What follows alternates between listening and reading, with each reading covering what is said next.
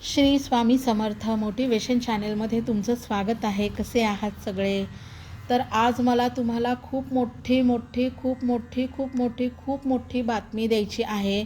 नीम करोली बाबांचा चमत्कार झाला आहे आणि तो इतका मोठा चमत्कार झाला आहे की मला तर खरंच मी म्हणते की आपली काहीतरी मागच्या जन्माची पुण्याई असते, त्याने आपल्याला हे सगळं मिळतं आणि आपल्या आईवडिलांचं आपलं सगळं आपल्याला म्हणजे आपण लहानपणापासून कसं वागलं त्याच्या सगळ्यावरनं आपल्याला एक मोठा म्हणजे आशीर्वाद मिळतो. एक मोठा आपण काहीतरी पुण्य कमवलेलं असतं, त्याची ही मोठी प्रचिती. तर मला खूप मोठा नीम करोली बाबांचा अनुभव आला आहे. मला नीम करोली बाबांचा मोठं म्हणजे माझ्या घरात नीम करोली बाबा चहा म्हणजे माझा तो मागचा मी व्हिडिओ बनवला आहे की नीम करोली बाबा जेव्हा मी फोटो घेऊन आले 8 डिसेंबरला, तर 11 डिसेंबरला एक जण येऊन माझ्या मिस्टरांना म्हणाले की मला चहा करून दे. आणि ते वरती आले, माझ्या मिस्टरांनी चहा करून दिला आणि ते असंबंध बडबड करत होते. 1 तासभर ते आमच्याशी बोलत होते आणि त्यांचं असं म्हणणं होतं की मी त्या व्हिडिओमध्ये तुम्हाला सांगितलं नाही, पण त्यांचं असं म्हणणं होतं की तुमच्याकडे भगवद्गीता नाही आहे, तर माझ्याकडे भगवद्गीता आहे. तर माझ्याकडे भगवद्गीता इंग्लिश आहे, तर मी ती जास्त वाचत नाही, तर मी तुला मराठी आणून देतो. मला म्हणाले ते, मी तुला मराठी गीता आणून देतो, तू व्यवस्थित वाच, सगळं समजून घे आणि त्याच्यावर चर्चा करायला मी घरी येतो आणि मग तुम्ही मला त्याच्यावर चर्चा करून सांगा, त्याच्यातली एकन एक गोष्ट आम्हाला सांगा. तर मला इतकं आश्चर्य वाटलं. तर हे कधी घडलं माझ्यासोबत? 8 डिसेंबरला जेव्हा मी नीम करोली बाबांचा फोटो आणला आणि 11 डिसेंबरला ते काका आले आमच्या घरी, त्यांनी चहा मागितला आणि 12 डिसेंबरला का 13 डिसेंबरला मला त्यांचा फोन आला. माझ्याकडे त्यांचं रेकॉर्डिंग पण आहे की तू आण म्हणून. तर त्यांचा फोन आला आणि मला म्हणाले की मला तुमच्याशी बोलून खूप छान वाटलं, मला तुमच्या घरी येऊन खूप छान वाटलं आणि काय माहिती मी कसं आलो, मी तुमच्याकडे येऊन चहा मागितला. आता म्हणे तुमच्याकडे गीता नाही आहे, भगवद्गीता नाही आहे ना? तर माझ्याकडे भगवद्गीता आहे आणि माझ्याकडे इंग्लिशमध्ये आहे.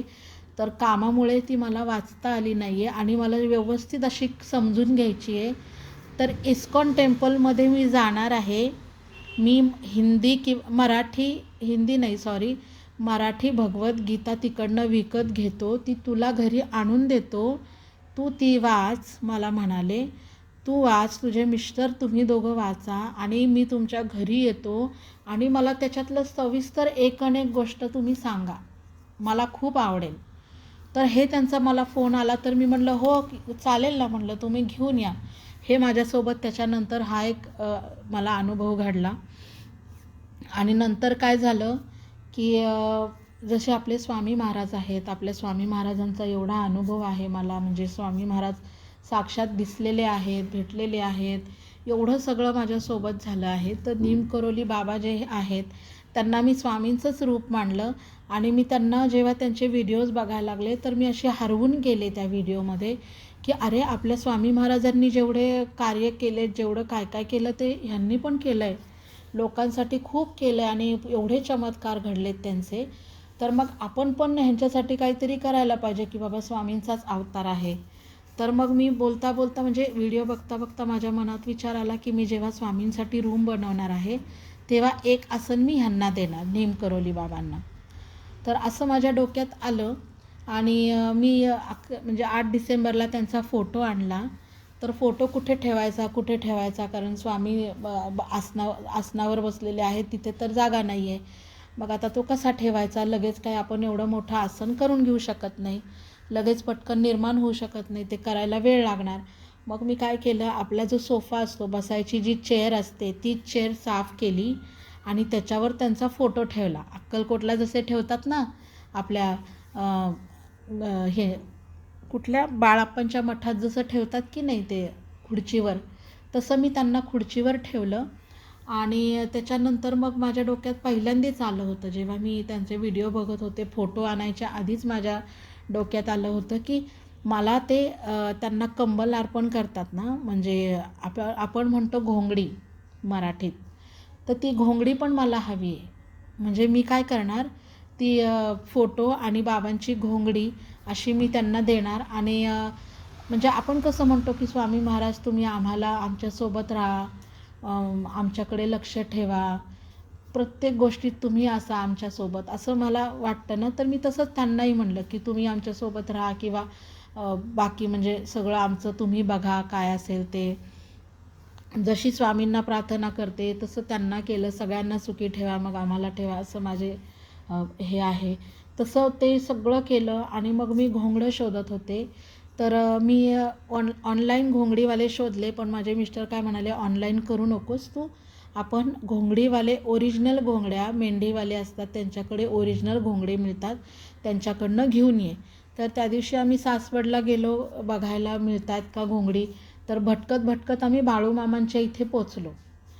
बाळूमामांच्या इथे पोचलो आणि बाळूमामा आम्हाला दिसलं तिकडे रस्त्यावर, आणि मग आम्ही तिकडेच वळालो. मग तिकडे गेलो तर आम्हाला महाप्रसाद वगैरे मिळाला, आम्ही महाप्रसाद घेतला. आणि परत येताना मग आम्हाला तो घोंगडीवाला माणूस दिसला विकणारा.